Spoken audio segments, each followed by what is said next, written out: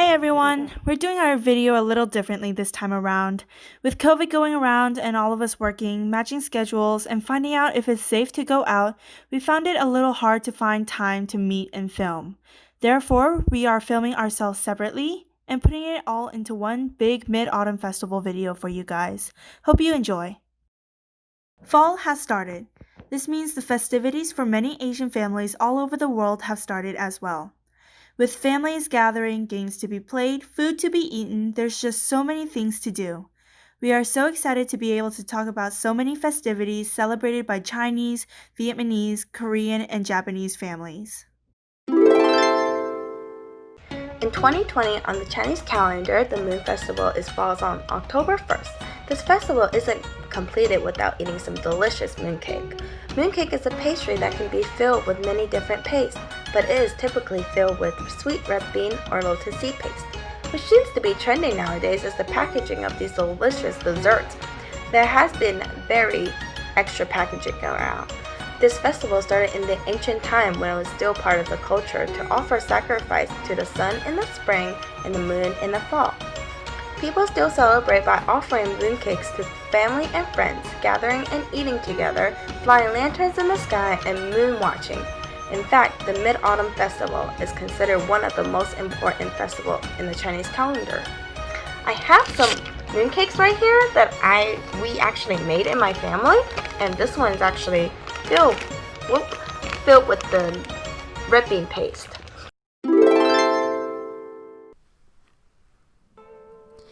Vietnam's Mid-Autumn Festival is called Tết Trung Thu, otherwise known as the Children's Festival.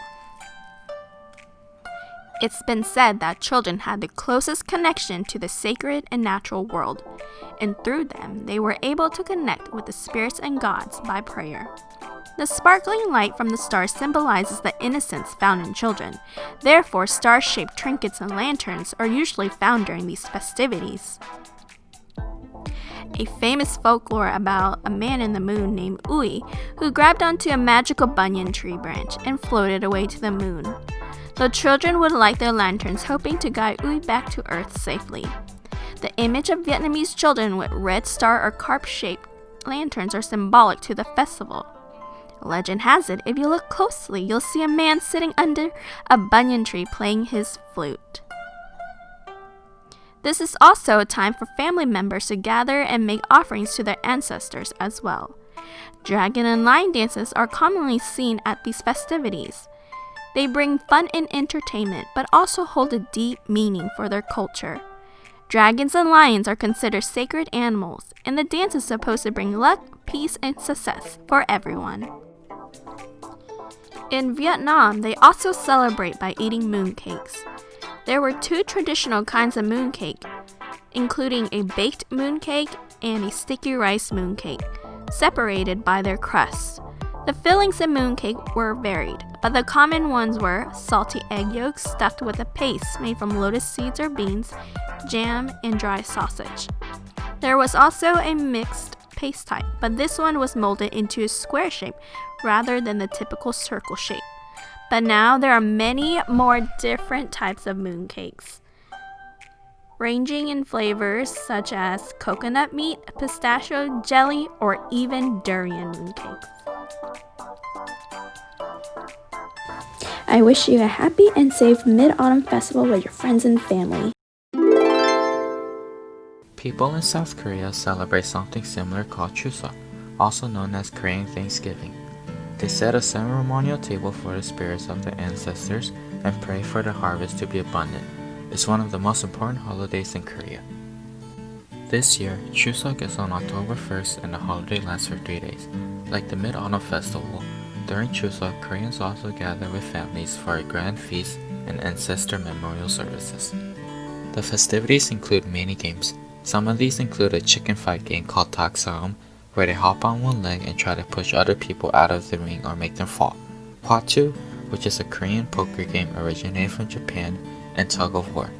It is also a tradition to watch Korean wrestling called shiram. Instead of mooncakes, Koreans eat songpyeon, which is a type of rice cake. But unlike regular rice cakes, these contain a filling. They are filled with red bean, chopped chestnuts, sesame seeds, and honey, and are steamed over pine needles for an aromatic fragrance.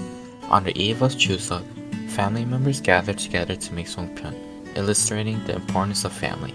Another Chuseok tradition in modern-day Korea is gift-giving. Koreans will present gifts to not only their family relatives, but also to friends and co-workers to show their appreciation and thanks. Some of these gifts that they give are high-quality cuts of beef, fresh fruit gift sets like apples or peaches, and gift sets of everything from traditional Korean snacks to useful items like beauty supplies or cooking ingredients. If you look around Korean supermarkets and department stores before Chuseok, you can see a huge variety of gift sets on sale. Spam, which is extremely popular in Korea, is actually one of the most popular gifts given during Chuseok. The Mid Atumn Festival in Japan is called Sakimi, and just like the Chinese Mid Atumn Festival, the Korean Chuseok, also known as Korean Thanksgiving, and the Vietnamese Children Festival, celebrations also fall on October 1st of this year. This is more of a religious celebration by the Buddhists, celebrating the harvest and observing the full moon. The custom of moon viewing began in China and spread to Japan during the Heian period, which is from 794 to 1185 AD. The traditional table is decorated with Japanese pampas grass. They represent the bounty of rice plants, which they resemble. Tsukimi dango are pure white round rice dumplings that represent the full moon. And it's been said that eating tsukimi dango can bring health and happiness, so families sit down, watch the moon, and eat these delicacies. The table is also full of taro, and they symbolize a large, prosperous family. Since this is a celebration of harvest, the table includes other produce like edamame, pumpkins, chestnuts, and is also decorated with sake, which is a type of Japanese liquor. A fun fact about tsukimi is that it's actually used in Japanese cuisine to name a specific type of food that highlights a raw or easy over egg because it resembles the full moon. According to one theory based on a Buddhist tale, the moon is said to represent the image of a rabbit pounding mochi rice cakes with a mallet. And I think I remember seeing a scene like this from Dragon Ball like a long time ago. And for those who don't know what Dragon Ball is, it's an anime series that I've been rewatching trying to relive my childhood. Rather than a big festival with dances, music, and games, Sakimi is more of a calm observance of the full moon. People drink tea and eat their delicacies and recite poems, and it's just super elegant. Japanese people tend to visit shrines, burn incense, and pray to the gods. I hope I can celebrate the Sakimi festival in Japan one day. Well, that's all I have for today. With COVID going around, I know that many festivals are canceled, but I hope everyone can still find great ways to have fun and celebrate with their families. Stay safe out there. 24 karat magic.